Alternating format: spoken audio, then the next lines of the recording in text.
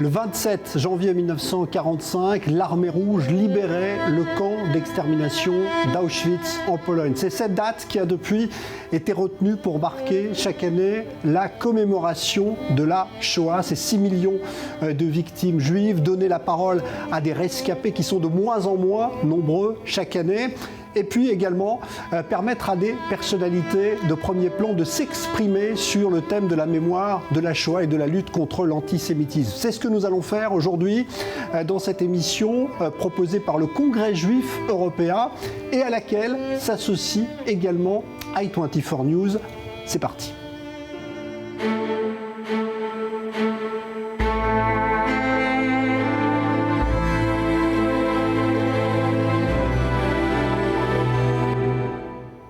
Alors, première personnalité qui va prendre la parole au cours de cette émission spéciale, eh bien, c'est le président de la République française, Emmanuel Macron. Je vous propose de l'écouter. Bonjour à toutes et tous. Je vous remercie pour cette invitation à ouvrir cet événement organisé par le Congrès juif européen.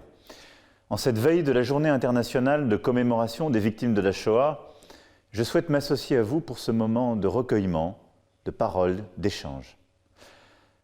La parole contre l'oubli, le devoir de transmettre est le sens même de ces mots de Simone Veil. Je la cite. « Nous, les derniers survivants, nous avons le droit et même le devoir de vous mettre en garde et de vous demander que le plus jamais ça de nos camarades devienne réalité.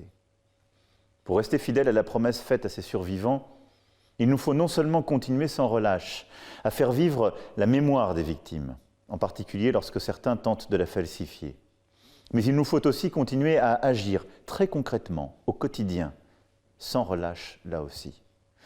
Je sais chacun d'entre vous pleinement engagé dans ce travail de mémoire et ce travail pour combattre les actes comme les propos antisémites. Soyez assurés que la France ne manquera pas non plus à sa responsabilité. J'en ai pris l'engagement. La présidence française du Conseil de l'Union européenne a fait de la lutte contre toutes les discriminations l'une de ses priorités et réaffirmera la spécificité, l'unicité de l'antisémitisme. La Commission européenne a présenté en octobre dernier, et je sais que sa présidente y reviendra dans quelques instants, une stratégie sur la lutte contre l'antisémitisme et la promotion de la vie juive. Création d'un réseau de signaleurs de confiance afin de supprimer les discours haineux en ligne, financement pour protéger les espaces publics et les lieux de culte, soutien à l'éducation, à la recherche et à la mémoire de la Shoah. La présidence française soutiendra activement cette stratégie dans toutes ses dimensions et travaillera à son endossement par tous les États membres. Mais cette lutte du quotidien passe également par l'adoption d'outils législatifs. La législation sur les services numériques sera un outil central de la lutte contre tous les propos haineux et antisémites sur les réseaux sociaux. Le Parlement européen s'est prononcé la semaine dernière sur ce texte nécessaire et la présidence française s'emploiera à ce que les négociations progressent le plus vite possible afin qu'ils puissent être le plus rapidement mis en œuvre. Enfin, au-delà de notre action au plan international et en Europe, nous continuerons à agir avec détermination au plan national. Nous poursuivrons les actions engagées et je pense en particulier à l'accompagnement de nombreux projets éducatifs, à l'augmentation du budget des institutions mémorielles et au soutien aux projets des partenaires associatifs, culturels, mémoriels, engagés dans la lutte contre la haine. En outre, nous avons agi pour dissoudre les associations ou les groupes qui faisaient l'apologie de l'intolérance et de la discrimination. C'est aussi cela, très concrètement, combattre la haine dans notre République. Je veux ici vous remercier pour votre mobilisation. Vous assurer que vous pourrez compter sur ma pleine vigilance, sur mon exigence, sur mon engagement à vos côtés. Le combat qui est le vôtre et qui est le nôtre est un combat essentiel à la civilisation européenne, à l'Union européenne comme construction politique et à la France comme nation et comme république. C'est un combat pour ne pas répéter les atrocités du passé. C'est un combat pour la dignité de chacune et de chacun. Ce combat, malheureusement, est redevenu d'actualité, car les vents mauvais ressoufflent, car des discours politiques s'installent, car des falsifications de l'histoire sont là à nouveau, car des actes au quotidien sont là pour nous rappeler que nous n'avons pas fini ce combat. Nous n'y céderons rien. Je compte sur vous et vous pouvez compter sur moi.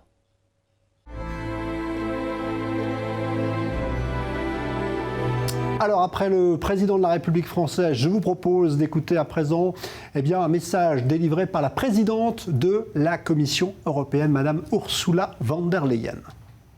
Distinguished guests, members of the Jewish community. Earlier this month, I joined President Macron in the Panthéon in Paris to honor two founding figures of the European Union, Jean Monnet and Simone Veil. When Simone Veil was just 16, she was arrested and sent to Auschwitz because she was Jewish. She survived Auschwitz. And then in the winter of 1945, she was sent on a death march to Bergen-Belsen concentration camp. Again, she survived.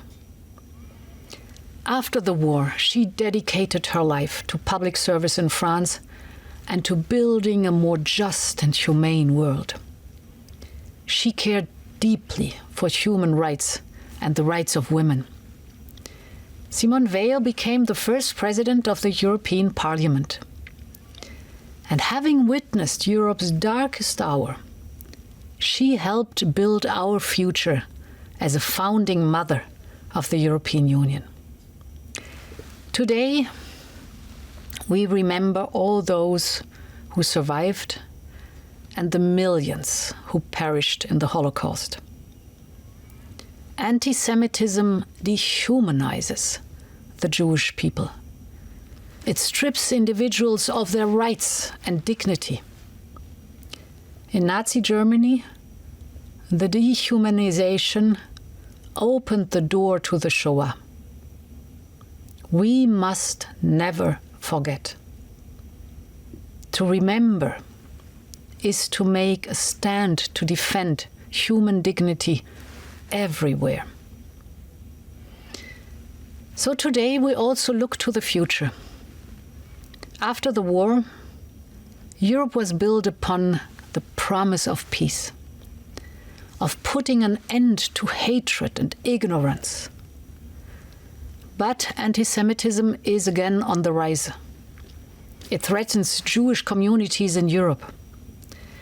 And this is why I presented the Commission's first ever strategy on combating anti-Semitism and fostering Jewish life in Europe. Because Jewish life is an integral part of Europe's history and of Europe's future. And this is what Simone Veil fought for: the uncompromising defense of human dignity, reason, and moderation. I still remember her powerful speech to the German Bundestag on a Holocaust Remembrance Day almost 20 years ago. An entire country paused to listen to her words. She made us face the crimes, the horror, and the death of humanity. A past that would never get past her. She called on future generations to keep the memory alive. As she said, parce que les jeunes auront la responsabilité de faire échec à tout ce qui pourrait conduire au même engrenage de la haine et de la violence. End of quote. If we protect the facts, we can break the cycle of hatred and violence. Europe will remain united in diversity, faithful to the values of its founding fathers and mothers.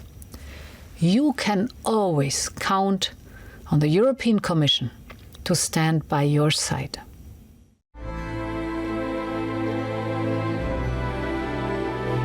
Message à présent de Charles Michel, qui est le président du Conseil de l'Union européenne. Ladies and gentlemen, dear friends, today's commemoration marks the 77th anniversary of the liberation of the Auschwitz-Birkenau camp. The Shoah itself a methodical enterprise of extermination of the European Jewish people began more than 80 years ago. The monstrous realization of a plan, an ideology of hatred, of which we are gradually approaching the centenary.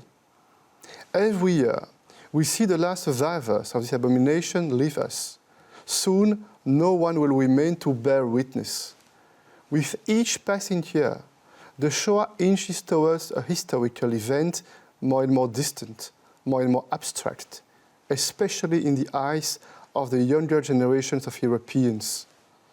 That's why, paradoxically, the more the years go by, the more important the commemoration becomes, the more essential. 2 years ago, during the international commemoration at the site of Auschwitz-Birkenau, I was deeply moved by a survivor of the death marches. His name is Marian Turski. He addressed his granddaughter and all the young people, tired of hearing about Auschwitz, about the war, about the Holocaust. And he said, Auschwitz did not fall from the sky. It came in small steps. It entered amid the indifference and the discrimination against the rights of minorities. And what happened once can happen again. Marian Turski's powerful message to the young people, don't be indifferent, because if you are not careful, another Auschwitz could fall from the sky. Ladies and gentlemen, dear friends, today the lessons of the Shoah are more relevant than ever. First, because Jewish people feel threatened, and they are threatened. They are even attacked in Europe just because they are Jewish. We do not accept this. We'll never accept it. It cannot be repeated enough. Europe would not be what it is today without Jewish people. And Europe without Jewish people would no longer be Europe. Second, I want to extend Marian Turski's message to the young. Democracy, too, does not just fall from the sky. It's conquered, it's built. Democracy must be nurtured and protected day after day. It's not a given that it will last forever. Today, once again, democracy has its enemies. And they resemble the enemies of yesterday, of 80 years ago. Hate speech, extremism, rejection of the other, conspiracy theories. They creep into our societies. They infiltrate our lives. They contaminate our social networks. That's why today we must do more than remember. Remembering, unfortunately, is not enough. We must act, and the European Union is acting. We are fighting these enemies of democracy and fundamental values. But this must also be a personal fight, the fight of each and every one of us. And it begins by rejecting silence, by rejecting acceptance, by rejecting the small steps that lead to indifference. Because to be indifferent to hate speech and to discrimination is to be indifferent to humanity, indifferent to democracy. And this we must never be. Thank you.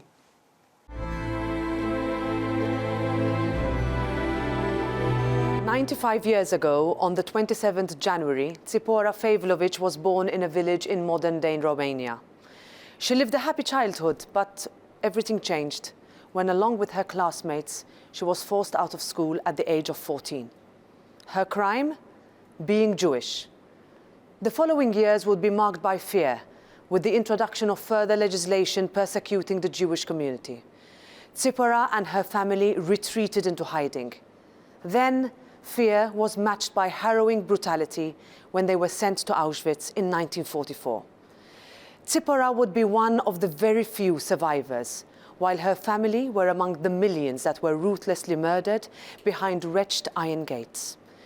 It has been 77 years since the liberation of the Auschwitz-Birkenau concentration camp, and remembrance of the horrors of the Holocaust is still today also important. Despite decades of effort, we have not yet done enough to combat discrimination, to fight anti-Semitism, Fear still exists because anti-Semitism still exists, and because the fundamental right to be free from discrimination, irrespective of gender, race, ethnic origin, or sexual orientation, is threatened daily. Too often we hear of attacks or plots to attack synagogues. Too many live in fear. In recent years, we have seen an escalation of anti-Semitic conspiracy myths.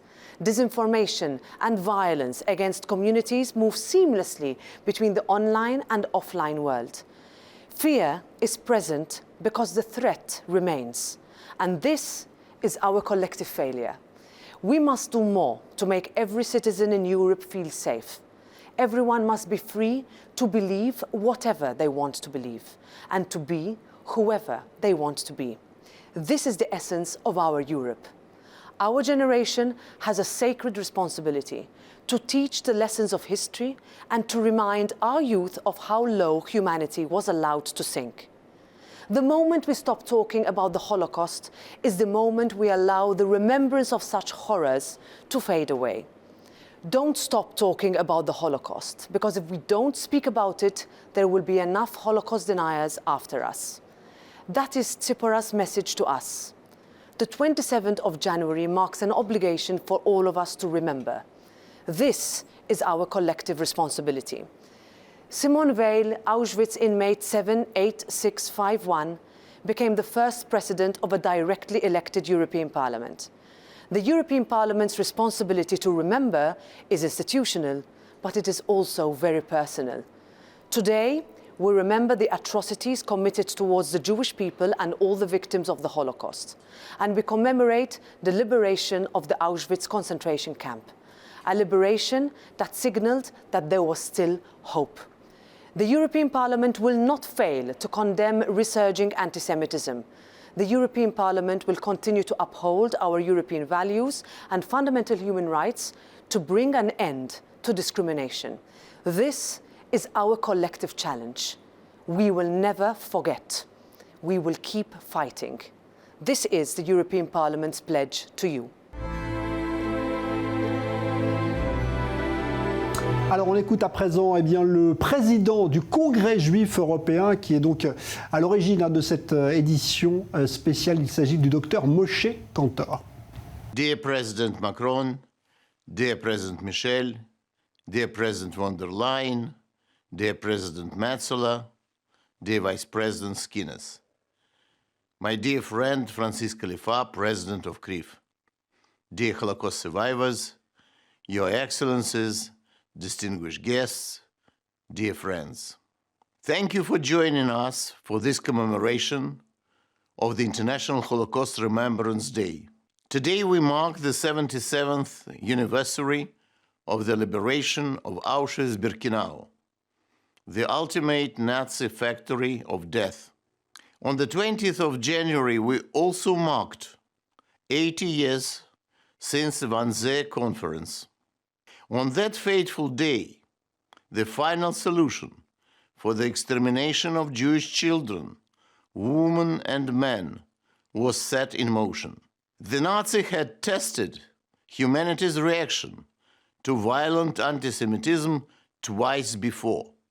First, on Kristallnacht, where 267 synagogues were destroyed and over 7,000 Jewish businesses were attacked.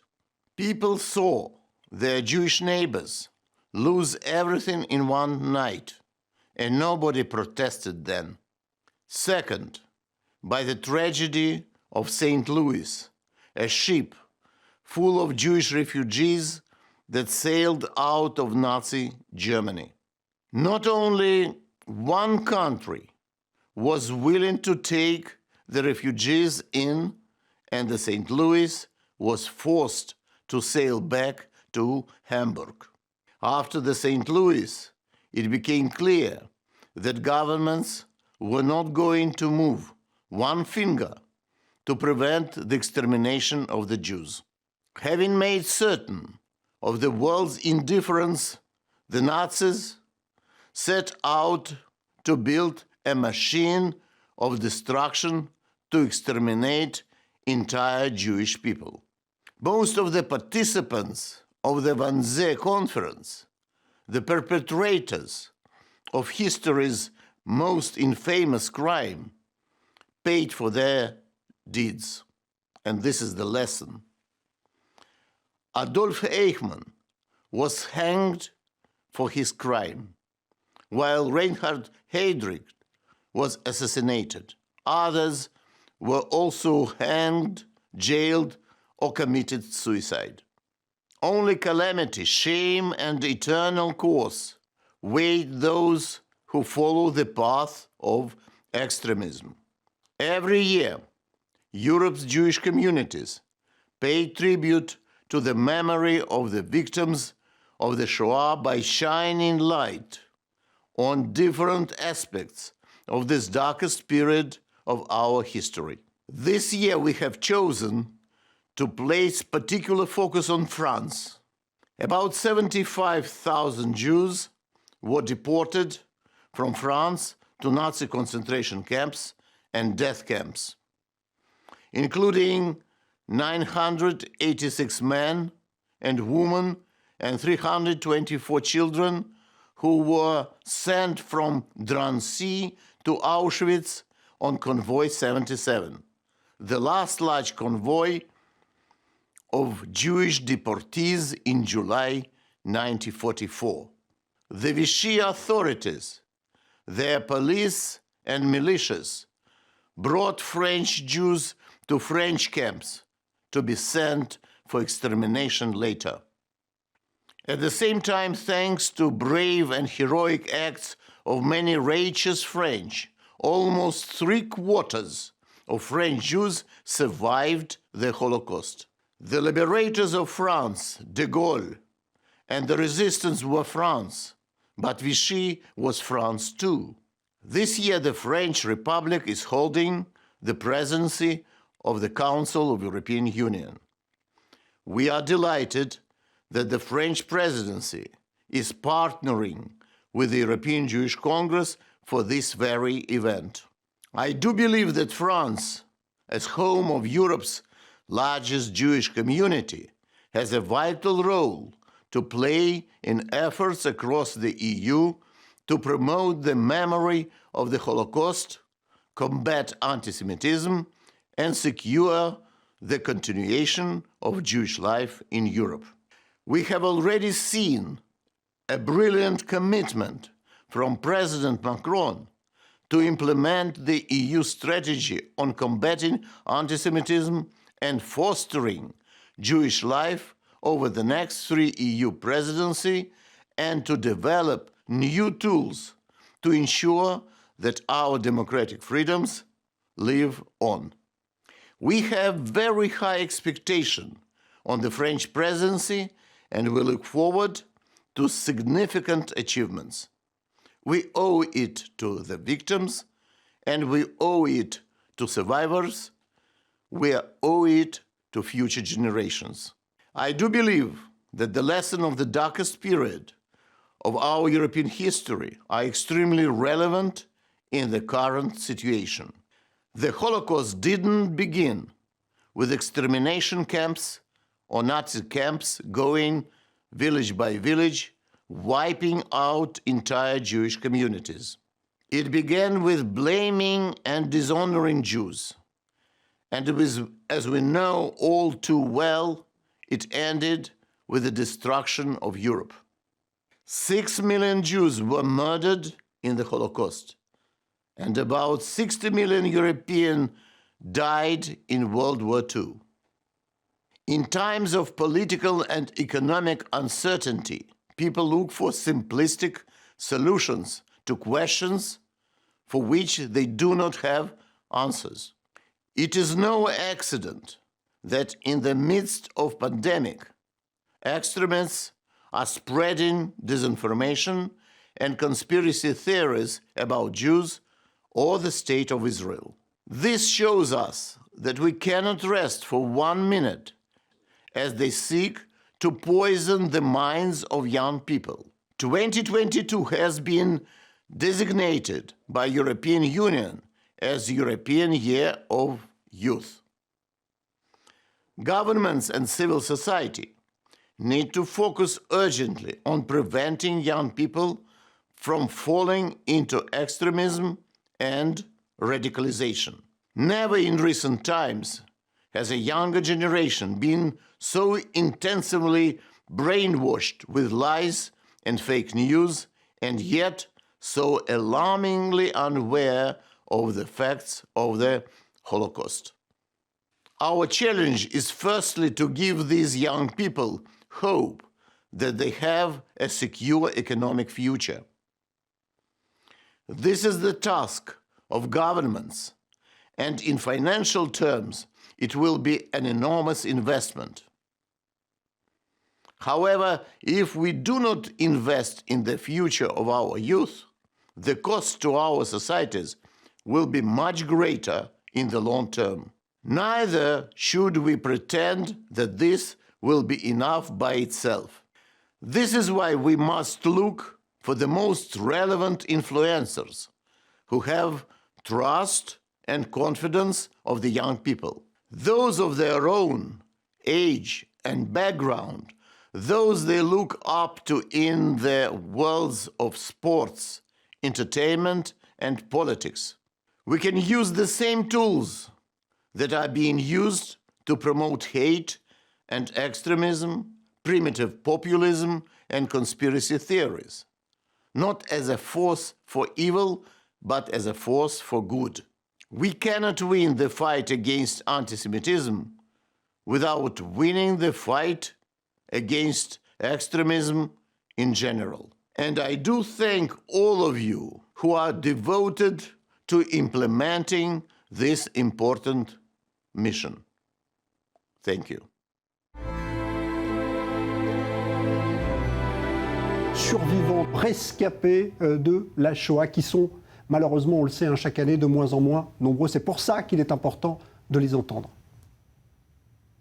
Daniel Urbechtel, j'ai 89 ans, et j'ai fait partie du dernier convoi qui est parti de Drancy pour l'Est le 31 juillet 1944.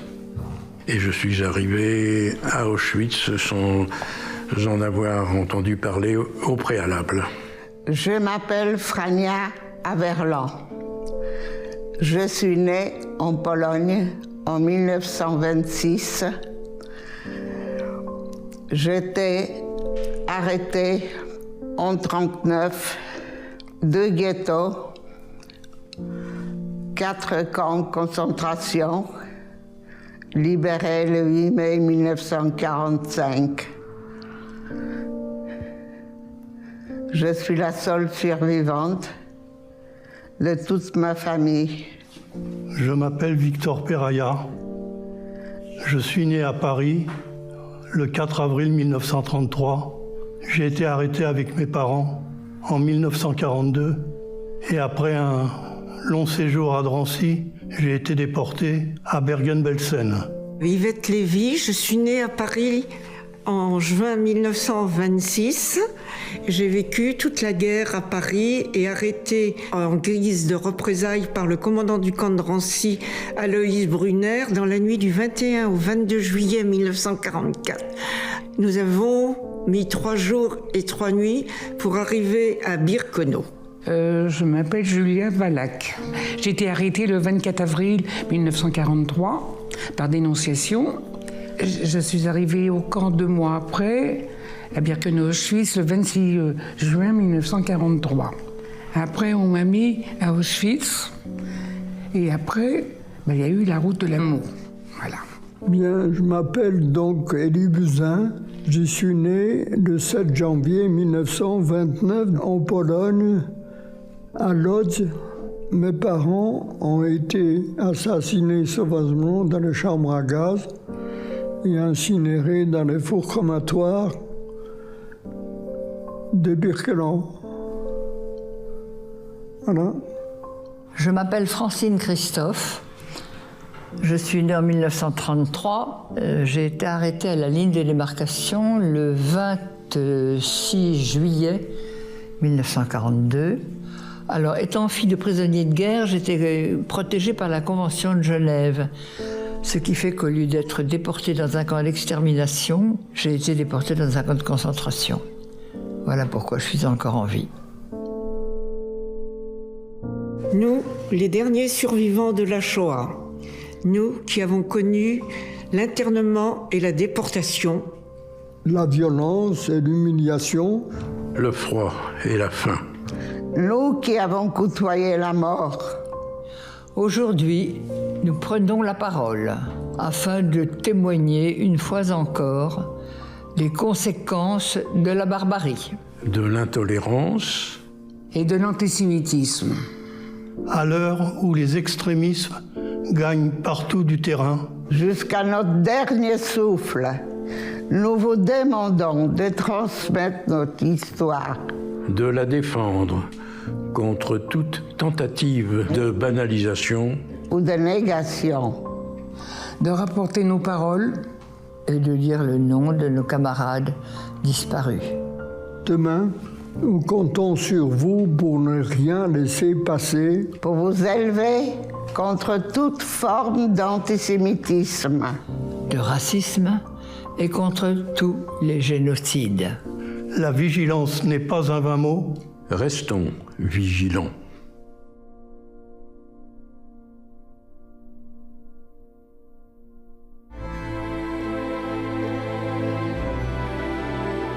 Alors, nous sommes à présent en duplex avec Margaritis Schinas, qui est vice-président de la Commission européenne, chargée plus spécialement de la question de la lutte contre l'antisémitisme. Bonjour, Margaritis Schinas. La Commission européenne vient de mettre au point un document stratégique visant justement à lutter contre l'antisémitisme et promouvoir la vie juive en Europe, l'éducation, la recherche et la mémoire de l'Holocauste. Quel impact attendez-vous de ce document stratégique et quelles mesures concrètes envisage justement la Commission européenne ?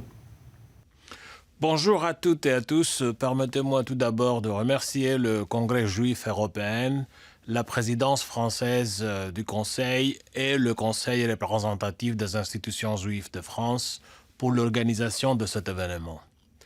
La journée internationale dédiée à la mémoire des victimes de l'Holocauste est un moment pour honorer le souvenir des millions de Juifs qui ont souffert et péri sous le régime nazi, comme il est de notre devoir solennel.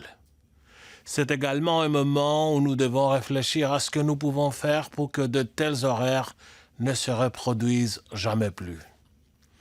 Le 5 octobre dernier, j'ai eu l'honneur, effectivement, de présenter la toute première stratégie européenne de lutte contre l'antisémitisme et la promotion et le soutien à la vie juive.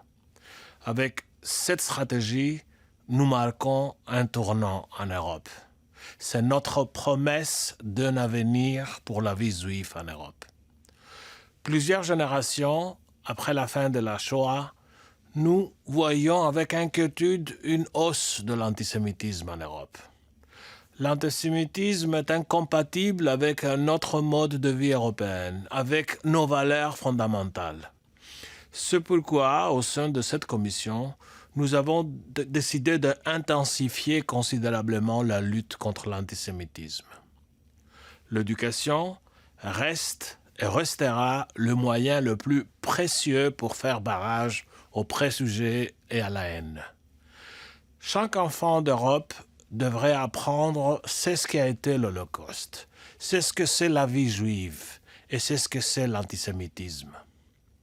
Nous sommes déterminés à préserver et honorer l'héritage des survivants en veillant à ce que leur histoire ne tombe pas dans l'oubli et à ce qu'elle soit racontée et transmise avec exactitude. La recherche sur tous les aspects de l'Holocauste doit être menée librement, ouvertement et indépendamment, afin de bien comprendre comment l'Holocauste a pu être possible en Europe. Il est également urgent d'identifier de nouveaux moyens pour faire mémoire, car les derniers survivants sont malheureusement en train de disparaître. Avec notre stratégie, nous proposons donc une série d'actions concrètes pour faire en sorte que la mémoire de l'Holocauste, la recherche et l'éducation soient assurées. Nous soutiendrons la création d'un réseau de sites là où l'Holocauste se produit, des synagogues aux sites culturels, de caches aux champs de tir. Nous voulons rendre ce lieu visible.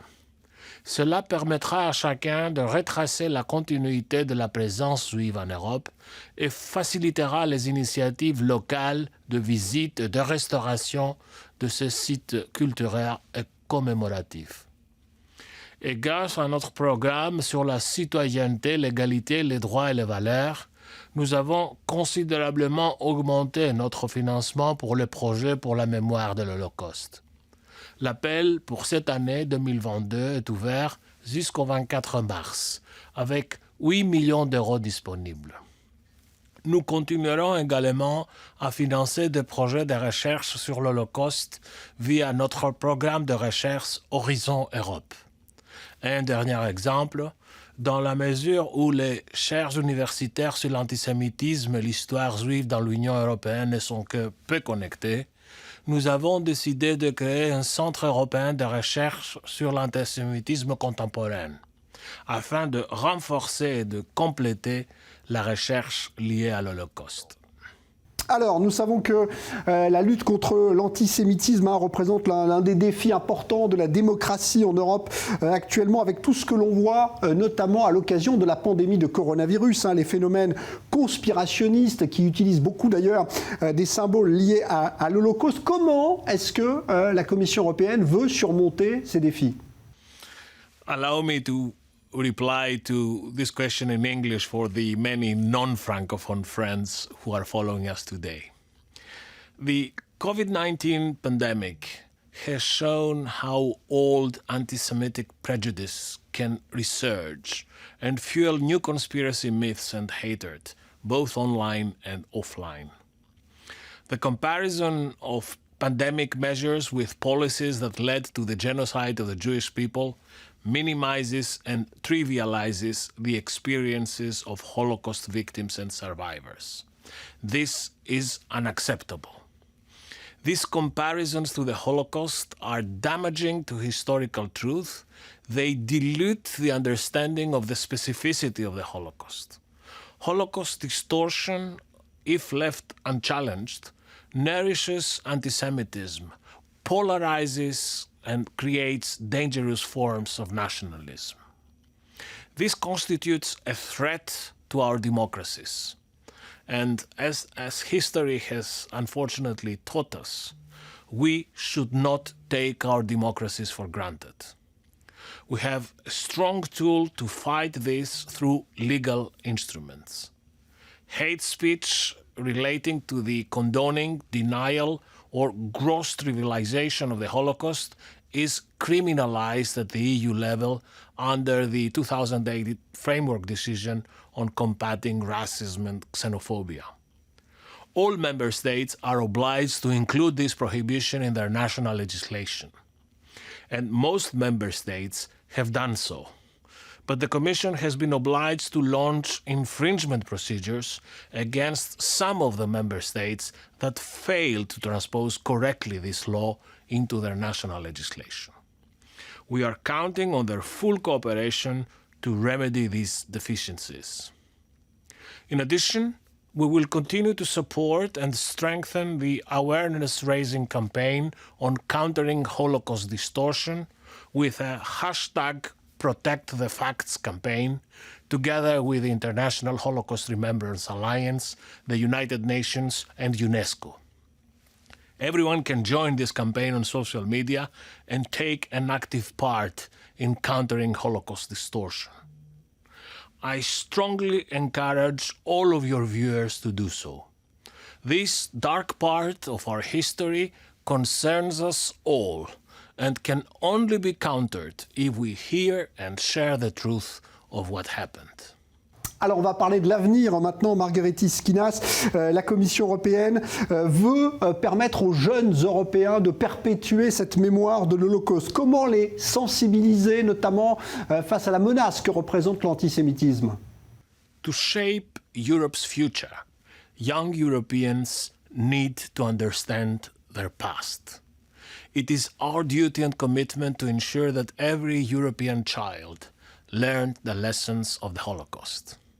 With our strategy on combating anti-Semitism and fostering Jewish life, we committed not only to teaching young generations about the Holocaust, as I was referring earlier, but also about the Jewish contribution to European societies. Because this is essential to understand anti-Semitism and being able to prevent such atrocities from ever happening again. Currently, less than half of Europeans think the Holocaust is sufficiently taught in our schools. And this year, 2022, is the European Year of the Youth.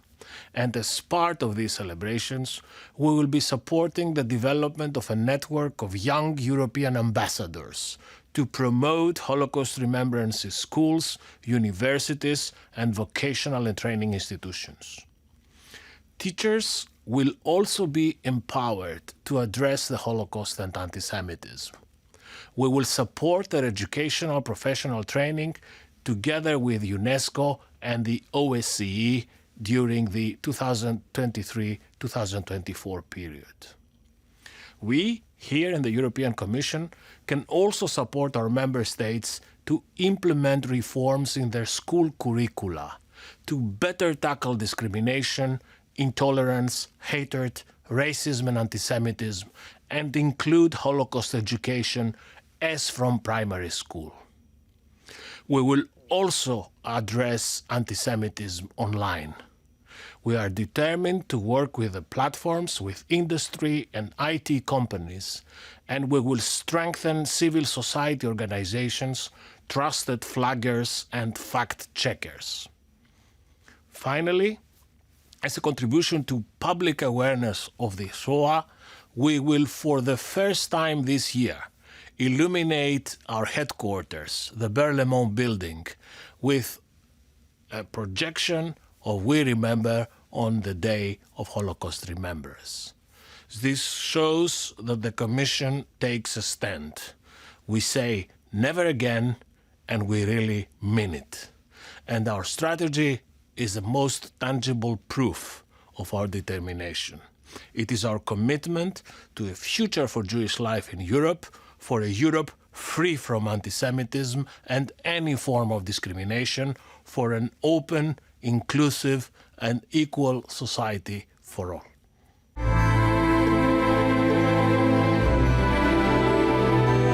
Alors, on va s'arrêter quelques instants sur les problématiques liées justement à la mémoire de la Shoah. On vit une période particulièrement troublée avec cette pandémie de coronavirus et la mémoire de la Shoah subit actuellement, notamment sur les réseaux sociaux, de très nombreuses attaques. Comment justement y remédier? On va y réfléchir avec trois invités qui sont avec nous depuis Paris. Je salue tout d'abord Manuel Valls, ancien Premier ministre français qui est avec nous. Bonjour Manuel Valls. Bonjour. Je salue juste à côté de vous Abnous Chalmani, qui est écrivaine, chroniqueuse, qu'on connaît bien évidemment sur i24 News. Bonjour Abnous. Bonjour. Et à côté de vous également Raphaël Enthoven, écrivain, qui est avec nous également. Bonjour à vous. Bonjour, merci de votre invitation. Alors, on va justement essayer d'évoquer tous ensemble d'abord ce que représente aujourd'hui cette journée de commémoration de l'Holocauste, de la Shoah. Manuel Valls, quel est pour vous justement le rapport et le rôle que doit avoir une telle journée ? Au fond, comme toutes les journées de commémoration, c'est un moment important, d'abord pour se souvenir des victimes, de leurs proches. C'est un moment historique, celui de la libération du camp d'Auschwitz. Et puis, forcément, comme toutes ces journées, elles ont leur rôle, leur utilité par rapport à l'époque que nous vivons. Bien sûr, l'histoire ne se répète pas, elle bégaye, elle bafouille, mais nous voyons bien que dans ces moments-là de troubles, de crise démocratique que tous les pays connaissent, nous voyons bien que l'antisémitisme revient sous des formes différentes, et notamment au moment de cette pandémie, et l'antisémitisme annonce toujours de grands malheurs. Donc c'est l'occasion à la fois de se souvenir et de se réarmer politiquement, moralement, pour combattre cet antisémitisme. Abdouche Chalmani, alors vous êtes d'origine iranienne. L'Iran, on sait que c'est un pays où on n'enseigne pas énormément, pour ne pas dire pas du tout d'ailleurs, la Shoah. Qu'est-ce que représente pour vous cette journée ? Alors, surtout en tant que Française que je vais réagir, bien entendu, étant donné que je suis arrivée à 8 ans en France et que depuis je n'ai pas remis le pied en Iran. Mais effectivement, j'ai encore de la famille, j'ai encore cette histoire et évidemment que je suis encore inévitablement de ce fait liée à mon pays d'origine. Moi, c'est très particulier parce que c'est... alors, au contraire de beaucoup d'Iraniens, moi j'ai découvert la Shoah quand j'étais petite parce que mon grand-père qui était soufi, il fréquentait une librairie. Si je me souviens bien, mon père devait avoir une dizaine d'années, donc on était en 58. Et mon grand-père revient à la maison avec un livre écrit en persan. On n'arrive pas à le retrouver, donc croyez-moi que je le cherche depuis toutes ces années-là, avec un livre qui raconte la Shoah. Et il le lit, il est absolument bouleversé, il le raconte à mon père, et dans une espèce de tradition familiale, mon père me l'a raconté quand j'avais 7 ans et demi, parce que j'avais une élève juive iranienne dans ma classe, et qu'elle se prenait pas mal de colibés, et en gros, j'ai eu l'obligation de la défendre. Mon père m'a chargé de cette défense-là et c'est rentré. C'est-à-dire que la Shoah est rentrée dans notre histoire familiale à travers mon grand-père. Et quand je suis arrivée en France et que j'ai fait des études d'histoire, j'ai choisi des études d'histoire, c'était évidemment pour comprendre comment j'étais devenue une métèque, comment j'étais devenue une exilée avec, j'appelle ça les enfants de l'histoire, c'est-à-dire une vie familiale, une vie personnelle, individuelle bouleversée par l'histoire. J'ai fait ces études d'histoire pour étudier et la Shoah et effectivement tous les mouvements d'histoire qui font des gens des métèques, des victimes. Et c'est vrai que cette tragédie depuis l'enfance m'occupe énormément et aujourd'hui d'autant plus que si le négationnisme s'efface au fur et à mesure, il s'est transformé et il se retrouve dans le relativisme. Et c'est ce qu'on retrouve sur les réseaux sociaux, c'est ce qu'on retrouve là, Manuel Valls se disait très justement sur les réseaux sociaux avec cette crise sanitaire où tout d'un coup on voit réapparaître l'étoile jaune. Mais c'est une forme de relativisme, c'est une manière de minorer la Shoah qui ressemble étrangement à du négationnisme, mais ce qui était le cas en 2019 quand nous avons vu dans les rues de Paris des familles musulmanes et des enfants musulmans porter l'étoile juive. C'est ainsi que survit aujourd'hui le négationnisme sous cette forme-là et je pense qu'il est d'autant plus important non seulement de se souvenir, mais effectivement, Emmanuel Valls a tout à fait raison d'affûter nos armes parce que ça annonce effectivement toujours des grandes tragédies pour l'humanité que quand l'antisémitisme revient. Alors évidemment, on va parler de ça, on va s'arrêter sur cette problématique que vous évoquez, c'est-à-dire notamment à l'occasion de cette pandémie de coronavirus, la manière avec laquelle sont détournés les symboles de la Shoah. Raphaël Enthoven, c'est pour vous le danger principal cette année sur lequel il faut mettre l'accent à l'occasion de cette journée ? Alors oui, bien sûr. J'ajouterai une chose dans le sillage de mes camarades. Je trouve qu'il est essentiel pour le dire en un mot, de désinstrumentaliser la Shoah. C'est ça. Voilà. Il faut désinstrumentaliser la Shoah. Le fait qu'on s'autorise aujourd'hui à comparer la situation des non-vaccinés à la situation des Juifs pendant la guerre, cette frontière qu'on a franchie allègrement, que les réseaux sociaux se sont autorisés à franchir, c'est-à-dire qu'un régime où chacun peut avoir le sentiment de détenir la vérité s'est autorisé à franchir, ceci est tragique. Et Abnous a tout à fait raison de parler de négationnisme à propos de la reprise de l'étoile jaune dans la manifestation contre l'islamophobie, dite contre l'islamophobie de novembre 2019, comme dans les manifestations des antivax. Cette usurpation de symboles est plus grave encore que honteuse. Elle est plus dangereuse encore que honteuse parce que c'est une minoration du crime absolu. Et donc l'enjeu qui est un enjeu collectif, c'est un enjeu qui est le contraire d'un enjeu communautaire, c'est un enjeu collectif. L'enjeu me paraît de désinstrumentaliser autant que possible la Shoah, d'en revenir à l'histoire, d'en revenir à ce qu'elle est, de transmettre inlassablement ce qu'elle raconte. Après, il y a des modalités de transmission et on aura le temps de peut-être d'en parler, mais voilà, l'essentiel c'est ça. L'essentiel c'est ceci n'est pas un outil, vous n'avez pas le droit de vous en servir. Nul n'a le droit de s'en servir. Bon, et c'est quelque chose sur lequel on n'a pas d'emprise, hein, si on voit justement l'ampleur que cela prend aujourd'hui. Manuel Valls, justement, on a l'impression que le pouvoir politique, le pouvoir législatif, se montre assez impuissant finalement à empêcher à chaque fois qu'on utilise ces symboles de la Shoah, qu'on utilise ces comparaisons absolument honteuses, quels que soient finalement les sujets. Là, c'est le coronavirus ou le pass vaccinal, mais ça pourrait être autre chose. Pourquoi est-ce que le pouvoir politique semble impuissant justement à empêcher cela? Ça pourrait être autre chose évidemment, mais paradoxalement, moi quand j'étais gamin, j'habitais le 4e arrondissement, je fréquentais les écoles. L'école primaire où j'étais est devant ce qui est le mémorial du martyr juif. Il n'y avait pas de plaque qui était apposée aux écoles rappelant le martyr des gamins. On n'enseignait pas la Shoah. C'est un sujet qui commençait à venir à la télévision grâce, je me rappelle, à la série, au feuilleton incroyable Holocauste. Le Chagrin et la pitié avait été diffusé quelques années auparavant. Je me rappelle du choc au ciné-club de mon lycée. Aujourd'hui, il y a des déportés qui viennent depuis longtemps expliquer aux écoles la loi. Les lois sont particulièrement sévères concernant le négationnisme. Donc il y a un travail dans la société qui a été fait. Mais ces dernières années, ces 20 dernières années, il y a eu un mouvement de reprise de l'antisémitisme, essentiellement venant du monde arabo-musulman et à travers les quartiers populaires avec une complicité de la gauche, mais l'antisémitisme d'extrême droite virulent est là. Regardons ce qui se passe en France ou dans d'autres pays. Et puis, cela aboutit à des attentats, à des morts. On a crié « mort aux Juifs » dans les rues de Paris en 2014 pour la première fois de la Libération. Et puis, l'islam politique, l'islamisme, d'ailleurs a commis une alliance d'ailleurs avec aussi bien avec l'extrême droite qu'avec l'extrême gauche, mais l'antisémitisme est le support idéologique, la base idéologique de ce qu'est l'islamisme. Et donc on a tué de nouveau, on a tué des juifs parce que des Français juifs, parce que juifs. Donc on a changé de paradigme d'une certaine manière. Donc le combat, il doit être à tous les niveaux. Bien sûr, point de vue politique et législatif,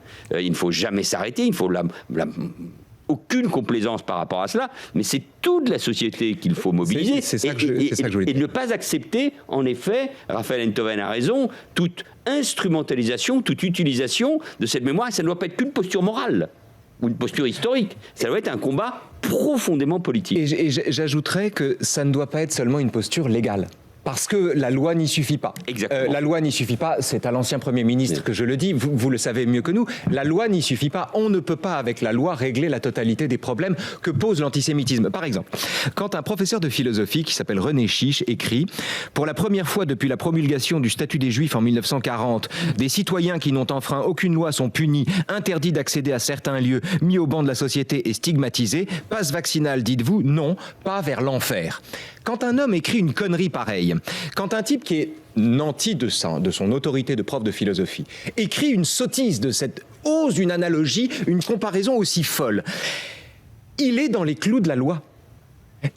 Et heureusement, la loi ne peut pas punir ça. Ceci n'est pas répréhensible légalement. Ceci doit être combattu sur le terrain de l'opinion, sur le terrain des idées, sur le terrain de la pédagogie. C'est la raison pour laquelle, c'est ça que je veux dire, Emmanuel Valls a raison d'insister sur le fait que toute la société doit s'en occuper. J'ajouterais qu'il y a vraiment deux niveaux d'action. Il y a, comme pour Mila par exemple en France, la loi la protège, les citoyens la défendent, ou l'inverse, la loi la défend et les citoyens la protègent. Eh bien là, c'est pareil. Avec l'antisémitisme, il y a le travail de pédagogie dont on ne fera jamais l'économie. La loi ne suffit pas. La loi ne suffit pas, mais oui. Non, je voulais vous donner la parole là-dessus, justement. Il y a vraiment... c'est un mouvement... il y a un mouvement culturel qui est là, qui, depuis, dans cette relativisation de la Shoah, il y a ce mouvement, cette espèce d'idée de privilège blanc. Tout ça nous vient des États-Unis. Je rappelle quand même qu'aux États-Unis, la communauté juive, c'est 2% de la population. Et d'après les statistiques du FBI, la moitié des crimes haineux à caractère religieux concernent la communauté juive, pour 2% de la population. C'est énorme. Et ces chiffres sont de 2020. Ce qui se passe, c'est qu'il y a eu quand même, aujourd'hui, On ne voit plus les choses que sous l'angle victimaire. Dans cette concurrence victimaire, on peut dire officiellement que les Juifs ont perdu, puisque les Juifs sont blancs et sont dans le privilège blanc. Moi, il y a un événement qui m'a choqué. C'est pour ça, non seulement la loi ne suffit pas, mais qu'il faut combattre par la pédagogie, j'allais dire par une forme de contre-culture. Cette falsification historique scandaleuse qui consiste à parler de judaïsme et de blanchité. Exactement, de relier, puisque les Juifs, alors on oublie qu'il existe des Juifs éthiopiens, passons, on a même eu Miss Israël qui était noire de peau. Mais non, ça ne les concerne pas. En plus, avec la dégénérescence du camp démocrate à travers son camp radical, c'est évident que maintenant, ils se sont souvenus que les Palestiniens existaient. Donc on a quand même vu des scènes au moment des bombardements de comment Gaza a bombardé Israël. On a quand même des scènes dans des rues de New York où des militants couraient après un Juif pour lui casser la gueule. C'est quand même ahurissant. Et moi, il y a un événement qui m'a énormément choqué, c'est ce comique américain, David Chappelle, mec extrêmement doué, qui a gagné des Emmy Awards sur Emmy Awards, converti à l'islam. C'est pas innocent quand je dis ça, c'est qu'il a, en octobre, la moitié de Netflix se met en grève puisqu'on considère que son spectacle est transphobe. Je regarde, il était sur Netflix, de quoi il retourne. Alors, je ne vois pas de transphobie, mais imite. Mais par contre, ce qui m'a sauté aux yeux, c'est l'antisémitisme de ses propos. Ah bon ? Totalement assumé. Alors, par exemple, il dit « Ah, je vais réaliser un film. Alors, c'est un peuple très ancien qui décide de quitter la Terre et d'aller sur une autre planète. Ils arrivent, oh là là, ils se font maltraiter, ils vivent des choses horribles. Puis, ils reviennent sur Terre et puis ils disent « Ah bah, c'est chez nous. Et je vais appeler ça Space Jew. » Avec la moitié de la salle, et là, on entend dans la salle « Libérer la Palestine ». Eh bien, à part les médias, et je suis désolée de dire ça, d'ailleurs, de dire cette nomination, à part des médias juifs, aucun des médias, que ce soit le Guardian, que ce soit le New York Times, qui ont repris le scandale transphobe de David Lachapelle, ne mentionne cette séquence antisémite. Et ça passe crème. Quand vous savez, après 15 semaines, sur 10 jours sur Netflix, 10 millions de vues. Ça a explosé les vues avec 95% de satisfaction du public. 43% pour les critiques, mais 95% du public. C'est-à-dire que sous ce paradigme-là, ils avalent ça.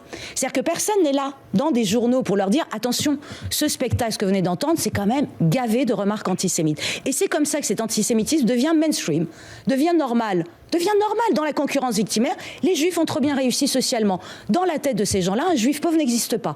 Et c'est ça qu'il faut qu'on combatte. Et c'est là où ça devient beaucoup plus compliqué qu'effectivement de traîner quelqu'un au tribunal et de lui coller une amende ou de lui répéter que c'est mal ce qu'il fait. J'ai l'impression qu'on est au-delà de ça. Qu'aujourd'hui, ça se joue au niveau des séries, au niveau des comiques, au niveau du cinéma, avec cette image qui commence à se reconstituer du juif dangereux, du juif qu'il faut combattre, du juif qui a réussi. Donc ce juif-là est un dominant, forcément il opprime. Et comme ces gens-là considèrent que le dernier lieu de colonisation active est Israël et que ce pays pratique l'apartheid, ah bah alors vous avez toute une partie de la gauche qui se jette dedans en poussant des petits cris joyeux et ils sont très contents d'être là-dedans. C'est la raison pour laquelle, et moi je ne peux pas être plus d'accord, c'est la raison pour laquelle le combat se mène sur le terrain de la fiction. Exactement. Aussi. Il se mène sur le terrain de la pédagogie, de la discussion, de l'enseignement, de la transmission d'une mémoire, d'une histoire, d'une mémoire qui est une mémoire collective, encore une fois, qui n'est pas la mémoire d'une communauté, mais qui est la mémoire de tout le monde.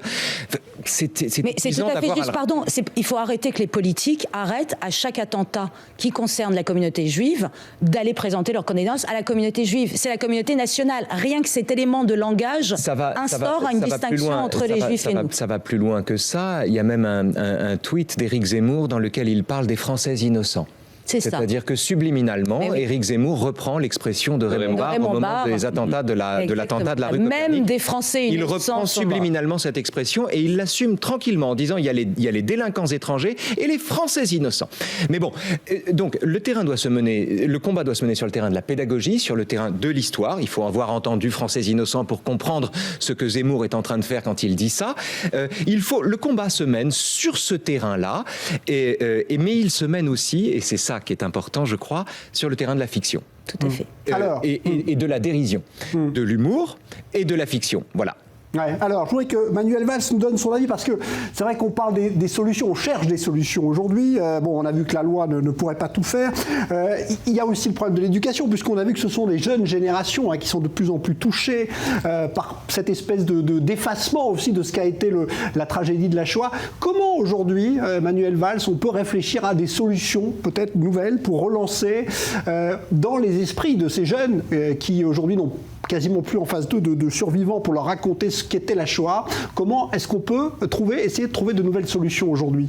D'abord, il faut poursuivre le combat politique. On évoquait un humoriste américain il y a un instant.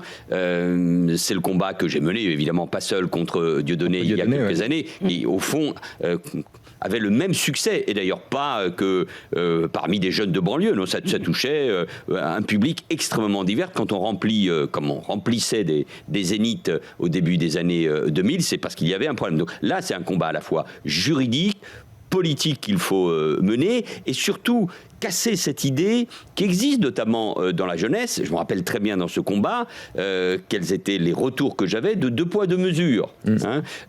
Comment Dieudonné ne peut pas tenir des propos antisémites, mais Charlie peut s'en prendre au prophète et démonter c'était ce mécanisme, cette explication qui évidemment fait des dégâts considérables sur fond aussi, au fond, de méconnaissance historique, d'absence totale de mémoire. Donc ce combat, il est juridique et politique, il faut le mener. Après, c'est celui de la mobilisation, parce que quand on a réussi à mettre à genoux Dieudonné et Soral, et d'autres, les antisémites, ils trouvent d'autres moyens. Et ça a été dit très bien, c'est le relativisme. Et face au relativisme, c'est plus compliqué. Et ce qu'on a vu au moment de la pandémie est de ce point de vue-là spectaculaire. Y compris parce que, comme c'est au début de la pandémie, Israël donnait le sentiment d'une forme de réussite. Sur ce sujet-là, de mobilisation de sa population, était en avance par rapport à ce qui se passait au niveau de la vaccination dans d'autres pays. Ça y est, bah oui, s'ils réussissent, c'est parce que... si le vaccin avait été israélien, l'antisémitisme aurait fait un bond... Oui, et puis d'une certaine manière, s'ils réussissent, c'est parce que c'est peut-être eux qui l'ont diffusé. Bon, oui, donc, bien sûr. Je mets évidemment des guillemets à chaque fois. Donc, et troisièmement, je pense que la culture, l'humour, la fiction, la littérature, les réseaux sociaux, la mobilisation, ce qui est fait, c'est-à-dire au fond cette banque des données de la mémoire pour que les survivants de l'Holocauste, de la Shoah, puissent éternellement poursuivre ce travail de diffusion, ce qu'a été l'horreur des camps. Et puis ne rien laisser passer quand il y a cette polémique terrible, affreuse, dégueulasse, ouverte par Zemmour sur le fait que Pétain a protégé les Français juifs ou a laissé déporter les étrangers juifs pour protéger les Français juifs, au-delà de la controverse historique et surtout du mensonge. On voit bien que ça crée des dégâts considérables dans la société, parce qu'au fond les gens ont l'impression d'être embêtés, on les plonge dans des débats terribles. Donc il faut point par point répondre. Donc moi je pense que c'est un combat qui mobilise toute la société, qui utilise toutes les diffusions possibles, mais avec une intransigeance totale. On ne peut pas en effet utiliser l'étoile jaune, la déportation, la Shoah à des fins politiques. Et là, c'est un combat politique. Il ne faut rien laisser passer parce qu'on voit bien que là se joue quelque chose de très lourd pour l'avenir de nos sociétés. Abnouch Chalmani, sur ces problématiques d'éducation aujourd'hui auprès des jeunes, parce qu'on se rappelle aussi de ces professeurs qui se plaignaient de ne pas pouvoir enseigner la Shoah dans certains quartiers, entre guillemets, difficiles. Ça aussi, c'est quelque chose qui a causé des dégâts finalement dans la mémoire de la Shoah. Mais bien sûr, et c'est vrai que là, sur cet empêchement de pouvoir enseigner la Shoah, parce que ça c'est quand même efficace à l'école, d'avoir à l'école, et d'ailleurs juste, c'est vrai, les survivants sont en train de disparaître. Sophie Naoum fait un travail extraordinaire avec les derniers, où elle va chercher le témoignage des derniers. Mais rappelons-nous, parce que c'est toujours un peu plus compliqué, qu'au plus fort du négationnisme, les derniers étaient bien en vie. Et ils étaient jeunes, et ils parlaient déjà. Ça n'empêchait pas le négationnisme, j'allais dire, de papa à l'ancienne, où, non, ils mentent, ils disent n'importe quoi. Donc tant que c'est préservé, et Sophie fait ce travail-là, nous avons les témoignages des derniers. Et ça, c'est fondamental. Donc ça, c'est quand même une base. S'ils ne peuvent plus se déplacer, puisqu'ils sont décédés, on a au moins leurs témoignages, on a quand même de quoi faire. Donc ça, c'est important. L'école, là, moi, j'en veux énormément à ce qui était ma famille politique, qu'est la gauche. Je lui en veux énormément, parce que l'éducation nationale est quand même énormément... Il y a beaucoup de professeurs de gauche. La manière dont ils ont capitulé devant ça, la manière dont ils ont laissé s'installer un espèce d'antisémitisme comme ça, un peu flottant, où ils ont pardonner justement 2 poids 2 mesures. Ah, mais il faut les comprendre, monsieur le proviseur. Comprenez, on ne parle pas assez de l'Algérie, donc allez leur sortir la Shoah comme ça, en plein mois de mai. Ça va pas, ça passe pas, donc on va en faire moins. Et comme ça, petit à petit, on négocie avec ces idées. Et c'est quand même un petit peu dramatique. Il suffit... Alors, en France, c'est peut-être moins évident.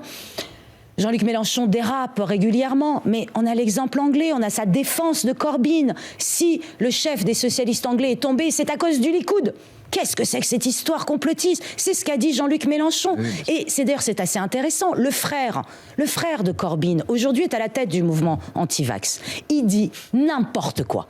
N'importe quoi. Donc comme quoi, c'est quand même toujours un peu le même terreau, le complotisme, l'antisémitisme. Et quand vous avez quelqu'un comme Corbyn, qui disait ouvertement, il y a quand même beaucoup de jeunes, beaucoup de militants jeunes, et il l'écoutait, je veux dire, comme Ken Loach, immense cinéaste, et vous avez comme ça la transmission qui est cassée, avec des gens qui expliquent, non mais faut quand même arrêter d'en parler, il y a des choses plus graves. Et le fait absolument de vouloir, la colonisation est un drame, mais de vouloir absolument utiliser les mêmes mots pour l'Holocauste que pour la colonisation et l'esclavage, tout en niant la part de l'esclavage arabo-musulman qui a duré beaucoup plus longtemps, où il n'y a eu aucun travail. Comme ça, j'ai cette date que j'ai en tête. En Iran, abolition de l'esclavage, 1923. Dans la réalité, pour de vrai, je ne sais pas. En Arabie Saoudite, c'est en 1965. On n'y a jamais eu réfléchi la mémoire de l'esclavage dans ces pays-là. Évidemment, il n'y a pas de descendance, castration systématique, ça va plus vite. Tout ça se mélange, on utilise les mêmes mots, donc le gamin, il regarde, on lui répète tellement qu'avant d'être français, qu'avant d'être un citoyen de la France, avant d'être quelqu'un d'autonome, il est noir, il est maghrébin, que forcément, après, il veut les mêmes mots. Il veut la même reconnaissance de son statut de victime, parce qu'il n'y a que comme ça, il s'exprime. C'est là où, à l'école, on a perdu. C'est là où on a arrêté d'enseigner par peur. Je pense qu'il y a une forme de peur aussi des professeurs. Et avec l'assassinat terrifiant, la décapitation de Samuel Paty, bien sûr que ça n'aide pas. Puis il y a cette idée, je veux dire quand même, Manuel Valls disait tout à l'heure, à chaque fois qu'il y a un regain de l'antisémitisme, des choses plus graves arrivent. Est-ce qu'on a oublié Mohamed Merah en 2012 ? Je veux dire, Mohamed Merah a couru dans l'école juive après une petite fille de 8 ans. Je lis partout qu'elle a été tuée à bout portant. Elle n'a pas été tuée à bout portant, elle a été tuée à bout touchant. Et il a posé l'arme sur la tête d'une petite fille de 8 ans et il a tiré.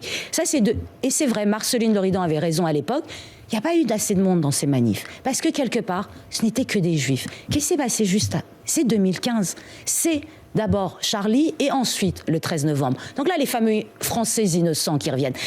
C'est qu'on n'ait pas, dans toutes les écoles, mobilisé les professeurs sur ce qui s'est passé avec Mohamed Merah. Le fait qu'il tue des enfants juste parce qu'ils sont juifs, qui courent après une petite fille, qui lui tire une balle dans la tête à bout touchant, je ne comprends pas.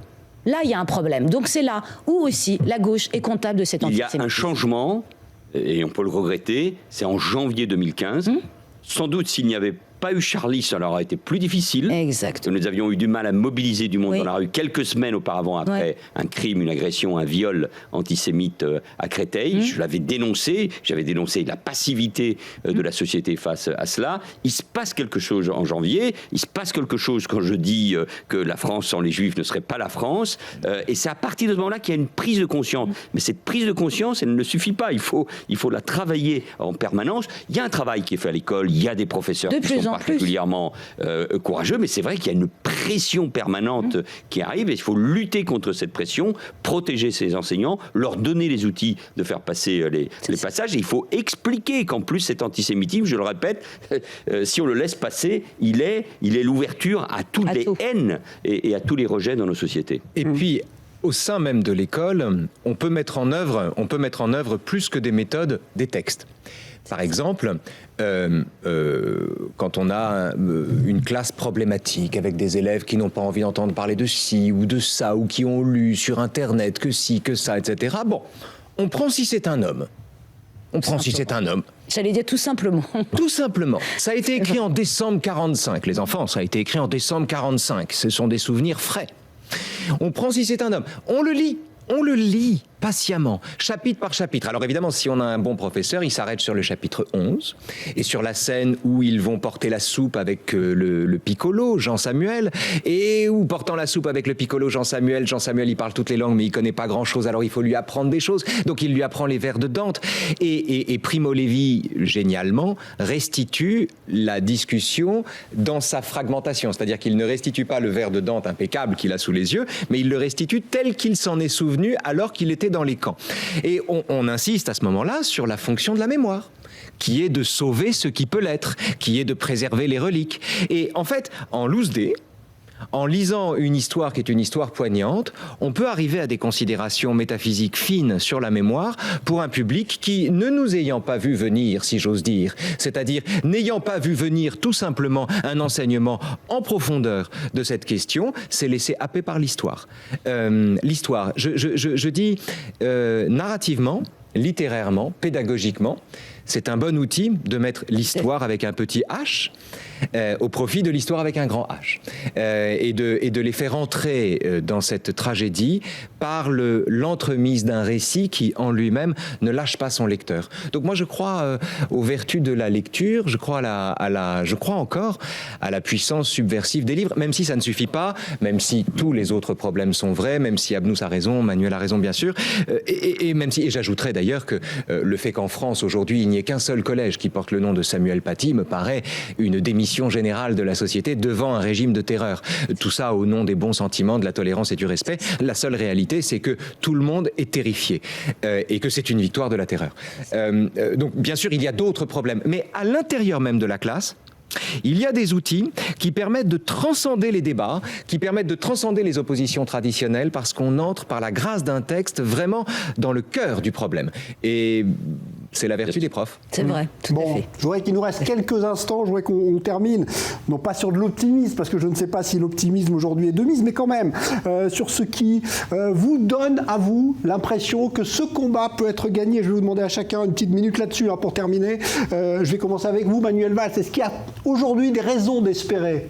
J'ai un ami que vous connaissez qui s'appelle Raphaël Israël, qui a 92 ou 93 ans, qui est le président des déportés français à Auschwitz, avec qui je suis allé à Auschwitz, qui est un homme évidemment, qui a son âge et qui a ses problèmes de santé, mais qui fait toujours preuve d'un très grand optimisme. Dans un livre où il raconte son histoire d'amour qui est née d'une certaine manière de la déportation, il fait passer un message aux enfants dont vous nous parlez. Raphaël Israël ? Oui, bien sûr. Qui fait passer un message d'optimisme incroyable. Et Raphaël Israël a ça. C'est-à-dire que moi, je pense que l'humanité, l'être humain, ce que nous sommes à travers l'éducation, à travers toutes les formes modernes ou anciennes de cette transmission de la mémoire, l'humanité comme ce que nous sommes, ça c'est ce message qu'il faut faire passer. Et lutter contre l'antisémitisme et contre ce révisionnisme, c'est lutter pour l'humanité. Je pense qu'il n'y a rien c'est le plus beau message que nous puissions faire passer à notre jeunesse pour lutter contre ce mal qui évidemment nous dévore. Abnous Chalmani ? Oui, mais c'est ça. Tant qu'il y aura des hommes qui se souviennent et tant qu'il y aura des hommes qui résistent à ces vagues de fond de violence et de haine, je pense qu'il y aura une forme d'optimisme peut-être, mais voilà, faut pas lâcher, faut s'accrocher et faut répéter, quitte à se prendre beaucoup trop d'insultes, parce qu'il y a aussi cette peur, cette espèce de peur qui tétanise. Je veux dire, voilà, faut accepter le jeu, faut se souvenir, faut transmettre. Et moi, je suis pour, c'est de se trimballer avec des livres et de les offrir. Et et moi, je trouve Primo Levi est un excellent exemple, mais je me dis Maus, comme c'est un roman graphique, je me dis ça peut énormément aussi aider les plus jeunes à avoir un accès, parce qu'en plus c'est un livre très dur. C'est justement si loin des bons sentiments, exactement comme Primo Levi, si loin du sentimentalisme qui fait toujours de la très mauvaise littérature. Donc il y a toujours ce moyen. Voilà. Donc moi je dis, je me trimballe avec les livres et je les offre un maximum et je continue à me souvenir et j'essaye d'aider les autres à se souvenir et c'est déjà pas mal. Raphaël Enthoven ? Il faut dire un mot de Raphaël Israël dont parle Manuel Valls, effectivement. A rencontré la femme de sa vie en sortant des camps. Il croyait que c'était un cadavre, c'était une dépouille, et puis il a vu un être vivant, il a mis son manteau sur cet être vivant, et 65 ans plus tard... Il avait croisé son regard, cette jeune fille, voilà, c'est ça, et il avait croisé son regard au Veldiv. Enfin bref, l'histoire est merveilleuse, et c'est vrai que l'histoire... Alors, je ne dirais pas que l'histoire vous rend l'espoir, mais l'histoire, elle vous énergise, en tout cas. L'histoire vous motive, à défaut de vous donner des raisons d'espérer. En ce qui me concerne, je n'ai aucun espoir. C'est-à-dire, je ne crois pas du tout qu'on puisse ni dissiper, détruire, atténuer ou résorber d'une manière ou d'une autre l'antisémitisme. On n'en aura jamais fini avec l'antisémitisme parce que c'est une passion fondamentale de l'être humain, parce que c'est la quintessence de la haine, c'est une haine qui fabrique son propre objet, donc c'est une haine pure qui se donne un objet dans un second temps, et ça c'est la raison d'être de la haine. Donc on n'en aura pas fini avec l'antisémitisme tant qu'on n'en aura pas fini avec la haine, donc tant qu'on n'en aura pas fini avec l'humanité. Donc, pour cette raison, je ne crois pas que ce combat soit un combat qui se donne une victoire. L'enjeu n'est pas de guérir, l'enjeu c'est de soigner. C'est-à-dire, c'est de lutter au quotidien. C'est-à-dire, je ne vois dans la certitude de ne jamais l'emporter aucune raison de baisser les bras. En revanche, je vois toutes les raisons de me battre au quotidien et de faire ce qu'on peut. Mais vous dire que l'horizon d'une action comme celle-là, c'est la suppression de l'antisémitisme, me paraît un vœu pieux. Bon, on va rester déjà sur ces moyens que vous nous avez évoqués, que voilà vous pour avez donnés. Voilà. Écoutez, c'est pas une journée non plus qui incite trop à l'optimisme. C'est pour ça que j'ai pas voulu parler d'optimisme, mais plus on fait comme on peut, voilà, de raison d'espérer, de s'accrocher à un espoir. Merci à tous les trois. Merci à Manuel Valls, merci à Raphaël Enthoven et merci à Abnous Chalmani. Merci de votre participation. Merci. Alors, vous venez de suivre donc cet échange entre Manuel Valls, Abnous Chalmani et Raphaël Enthoven. Et on va justement écouter à propos de cette thématique le commentaire, la conclusion apportée par Francis Khalifa, qui est le président du CRIF, le Conseil représentatif des institutions juives françaises. Cette journée de commémoration qui a vu se succéder d'éminents intervenants n'est pas le rappel d'un événement historique, elle n'est pas que ça en tout cas. C'est aussi l'interpellation des consciences au présent. Sommes-nous toujours collectivement à la hauteur des mots que nous prononçons chaque année? Sommes-nous toujours fidèles à la promesse intime que nous renouvelons chaque 27 janvier aux disparus et aux rescapés? Il m'arrive parfois d'en douter. Partout dans le débat public, j'entends monter une musique identitaire, attaquant progressivement l'édifice de l'universalisme républicain que les Juifs en France ont toujours considéré comme leur meilleur allié. Les analyses complotistes nauséabondes foisonnent. Ce même complotisme qui gangrène les esprits portés par la crise sanitaire, il est prétexte à tous les raccourcis et confusions historiques. Comme vous, j'ai été choqué et révolté par ces images indécentes des opposants à la vaccination, arborant une étoile jaune ou portant des pancartes antisémites. Elles m'inspirent une colère et un dégoût profond. Et c'est un outrage à la mémoire des victimes de la barbarie nazie. Pourtant, si les haines se nourrissent du laisser-faire, des renoncements et de l'impuissance, elles se développent aussi du sentiment d'impunité. La déclaration d'irresponsabilité pénale de l'assassin de Sarah Halimi met à bas 20 ans d'efforts et de combats pour qu'enfin l'on reconnaisse que les actes et violences contre les Juifs ne sont pas de la violence ordinaire, mais bien l'expression violente d'un antisémitisme nouveau. Si l'affaire Sarah Halimi a tant traumatisé les Français juifs, n'est-ce pas aussi parce que pour la première fois depuis la Shoah, ils ont retrouvé l'effrayante sensation que l'institution publique, en l'occurrence la justice, ne les protégeait pas. Dans l'analyse de ces liens entre l'histoire de la Shoah et l'antisémitisme contemporain, je voudrais également relever une démarche particulièrement pernicieuse, celle de la critique d'Israël qui prétendrait tirer sa légitimité de la mémoire de la Shoah. C'est ainsi le cas de ceux qui traitent Israël d'État nazi. La perversité de cette accusation n'est pas que dans la diabolisation obsessionnelle d'Israël. Elle réside sur le fait que par cette équivalence, elle absout d'une certaine manière les nazis. Elle libère l'Europe de sa faute, puisque les victimes deviendraient elles-mêmes coupables. Démonter cette imposture est sans doute l'un des défis majeurs dans le monde post-Shoah pour combattre l'antisémitisme. Et en cette journée internationale à la mémoire des victimes des crimes nazis, je veux rappeler une nouvelle fois la mémoire des 12 Français, hommes, femmes, enfants, assassinés depuis le début des années 2000 au seul motif qu'ils étaient juifs. Sébastien Selam, Ilan Halimi, Jonathan Gabriel Arié-Sandler, Myriam Monsonego, Johan Cohen, Yoav Attab, Philippe Braham, François-Michel Saada, Mireille Knoll et Sarah Halimi. La permanence de l'antisémitisme dans notre pays, son ascension décomplexée et sa banalisation sont pour nous une inquiétude majeure.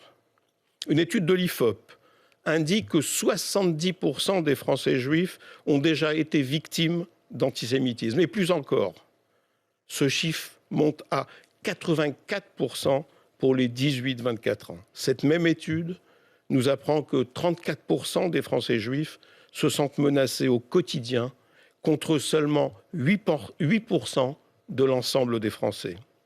Et année après année, les Français juifs, moins de 1% de la population française, concentrent entre 40 et 50% de la totalité des violences et des actes racistes antireligieux.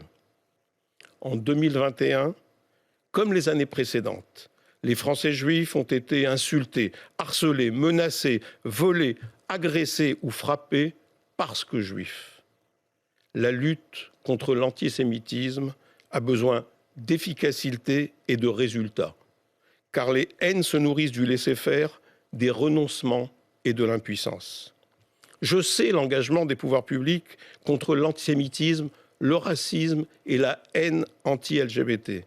Pourtant, force est de constater que les plans de lutte contre les haines se succèdent, mais produisent peu d'effets. Si l'intention est bonne, la démarche, elle, n'est-elle pas trop générale ? Ces plans ne sont-ils pas trop génériques quand il faudrait répondre aux ressorts spécifiques de chacune des haines ? Toutes ces haines sont autant de maladies et aucune n'est plus grave que les autres. Mais on ne soigne pas toutes les maladies avec un seul et même traitement. Il est temps d'essayer des traitements plus ciblés. Alors aujourd'hui, j'exprime solennellement le souhait que soit défini et mis en place un plan spécifique de lutte contre l'antisémitisme intégrant toutes ces dimensions. La situation l'exige, l'efficacité le commande. Enfin, sur les questions qui nous réunissent aujourd'hui, je veux rappeler une spécificité qui fait honneur et qui fait l'honneur de mon pays. La France est sans doute le seul pays au monde disposant d'une législation aussi complète pour condamner à la fois l'antisémitisme, le négationnisme et les appels au boycott d'Israël. Trois visages, au fond, d'une même haine, la haine des Juifs. Permettez-moi, à l'occasion de ces premiers pas de la présidence française de l'Union européenne, de faire le vœu que cette spécificité française d'aujourd'hui soit demain une normalité au sein de l'Union européenne. C'est à cet objectif ambitieux, mais combien nécessaire, que j'appelle la présidence française. Ouvrir le chantier de l'harmonisation des législations nationales dans la lutte contre le fléau de l'antisémitisme qui menace l'ensemble des sociétés européennes. Ainsi, l'Union européenne, fidèle à sa raison d'être et à la vocation première du projet européen, œuvrera à faire taire ensemble la part de haine qui existe dans chacun de nous. Alors il est important d'entendre leur voix, ils sont de moins en moins nombreux chaque année, les rescapés de la Shoah. Témoignage tout de suite de l'une de ces rescapés, elle s'appelle Francine Christophe. Je m'appelle Francine Christophe. Je suis née le 18 août 1933. 1933, c'est l'année où Hitler prend le pouvoir. Voilà. C'est mon étoile. Je la porte sur la poitrine, bien entendu, comme tous les Juifs. C'est gros, n'est-ce pas? Surtout sur une poitrine d'enfant, puisque j'ai 8 ans en ce moment-là. Il s'est passé dans mon camp de Bergen-Belsen quelque chose de tout à fait extraordinaire. Je rappelle que nous étions des enfants de prisonniers de guerre et à ce titre privilégiés. Donc nous avions eu le droit d'emporter de France un petit un petit sac avec 2-3 petites choses. Une femme, un petit bout de chocolat, une femme, un petit morceau de sucre, une femme, une petite poignée de riz. Maman avait emporté 2 petits morceaux de chocolat. Et elle me disait, on garde ça pour le jour où je te verrai vraiment, complètement par terre, fichu. Je te donnerai ce chocolat, il t'aidera peut-être à remonter. Or, il y avait parmi nous une femme qui avait été déportée alors qu'elle était enceinte. Ça ne se voyait pas, évidemment, elle était si maigre. Mais n'empêche que le jour de l'accouchement est arrivé et elle est partie au revire accompagnée de ma mère qui était notre chef de baraque. Et avant de partir, ma mère me dit « Tu te souviens que je garde un morceau de chocolat ?»« Oui, maman. »« Comment te sens-tu ?»« Bien, maman, ça peut aller. » Alors, si tu me le permets, ce morceau de chocolat, je l'apporterai à notre amie Hélène, parce qu'un accouchement ici, elle va peut-être mourir. Et si je lui donne le chocolat, ça l'aidera peut-être. Oui, maman, tu le prends. Hélène a accouché, elle a accouché d'un bébé, toute petite chose malingre. Elle a mangé le chocolat, elle n'est pas morte, et elle est revenue dans la baraque. Le bébé n'a jamais pleuré, jamais, pas même jeun. Au bout de 6 mois, la libération est arrivée, on a défait tous ces chiffons, le bébé a crié. C'était là sa naissance. Nous l'avons ramené en France. Tout petit truc de 6 mois, minuscule. Il y a quelques années, ma fille me dit « Maman, si vous aviez eu des psychologues ou des psychiatres à votre retour, ça se serait mieux passé pour vous. » Je dis « Sûrement, mais il n'y en avait pas. » Puis personne n'y a pensé, même s'il y en avait eu. Mais tu me donnes une bonne idée. On va faire une conférence là-dessus. Et j'ai organisé une conférence sur le thème « Et s'il y avait eu des psys en 1945 à notre retour de camp, comment est-ce que ça se serait passé ?» J'ai eu beaucoup de monde. Des anciens, des survivants, des curieux, et puis beaucoup de psychologues, psychiatres, psychothérapeutes, tout ce monde-là venait. Très intéressant. Chacun avait son idée, c'était très bien.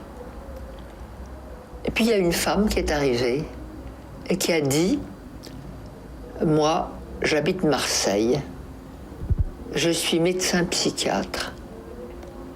Et avant de vous faire ma communication, j'ai quelque chose à donner à Francine Christophe, c'est-à-dire à moi. » Elle fouille dans sa poche, elle sort un morceau de chocolat, elle me le donne et elle me dit « Je suis le bébé. »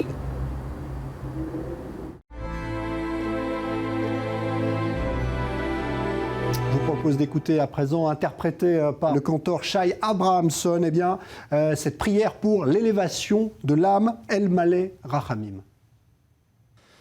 El Malé Rachamim, Shochen Baméromim,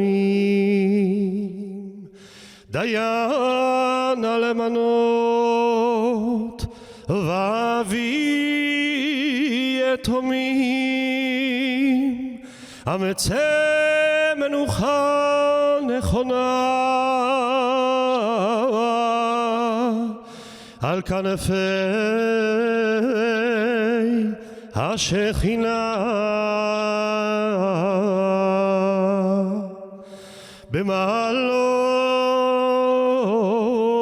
במעלות קדושים וטהורים כזוהר הרקיע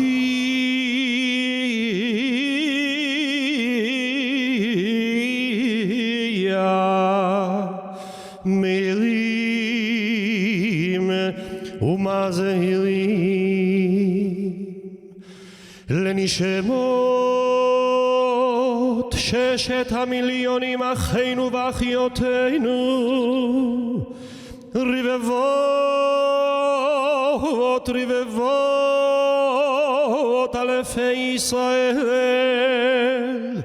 אנשים, נשים וטף, שנהרגו, שנשחטו, שנשרפו,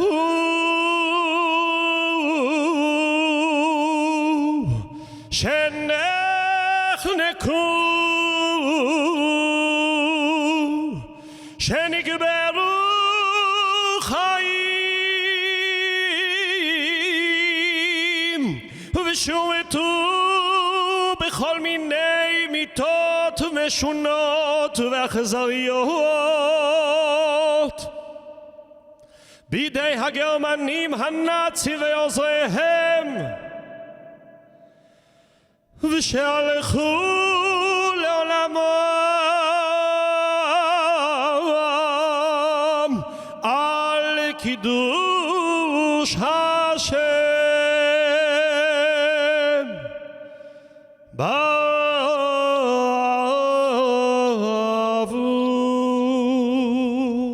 שאנו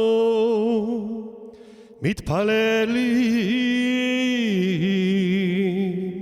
לעילוי נשמותיהם,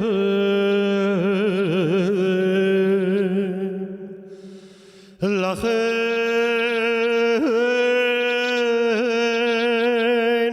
בעל הרחמים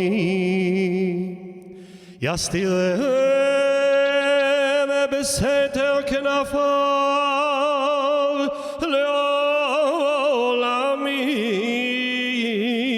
לעולמים, וייצור בצרור החיים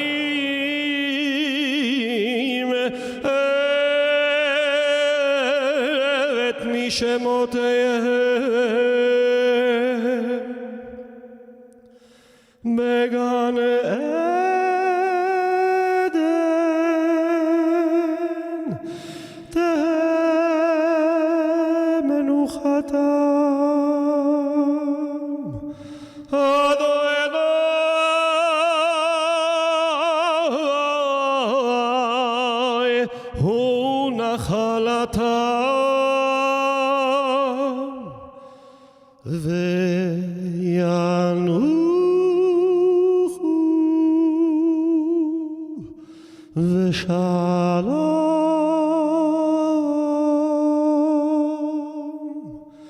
על משכבותם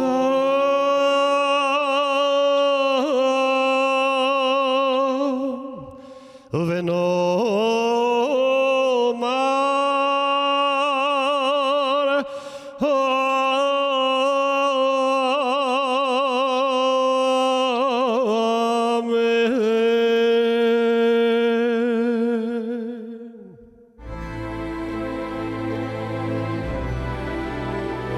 Voilà, on va terminer cette émission marquant donc la journée internationale de commémoration de la Shoah avec la prière pour les morts, le Kaddish récité par le grand rabbin Olivier Kaufmann de la synagogue Charles Liché à Paris. Merci à tous pour votre participation. En cette journée du 77e anniversaire de la libération des camps d'Auschwitz, dans cette synagogue de la place des Vosges, synagogue Charles Liché, fondée par des hommes et des femmes, héros et héroïnes d'Israël, rescapés des camps, camarades de déportation du rabbin Liché, mon prédécesseur, paix à son âme, rescapé d'Auschwitz. Dans cette synagogue retentira dans quelques instants le Kaddish que je prononcerai accompagné du minyan, du quorum pour l'office public. Nous nous souviendrons de nos 6 millions de frères et sœurs, hommes, femmes, enfants, humiliés, assassinés parce que juifs, déportés et exterminés durant la Shoah, que le souvenir de leur opprobre ne s'efface jamais, que leur mérite se pose en permanence sur chacun d'entre nous, nos descendants, sur Israël et sur l'humanité tout entière. Ô terre, ne recouvre pas leur sang, que leur cri reste vivant, qu'ils reposent en paix et que nous nous souvenions d'eux pour l'éternité, de génération en génération.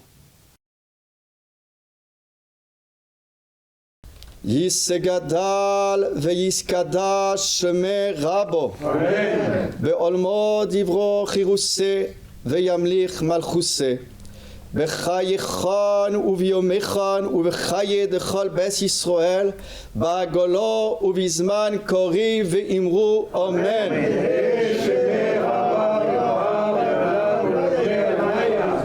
יהא שמך רבו מבורך לעולם ולעולמי עולמיו יסבורך וישתבח ויספהר ויסחומם ויסנשא ויסדר ויסלה ויסלל שמי דקודשא בריחו לאלו מן כל ביחסה ושירסה תושבחסה ונחמסה דמירן בעולמו ואמרו אמן.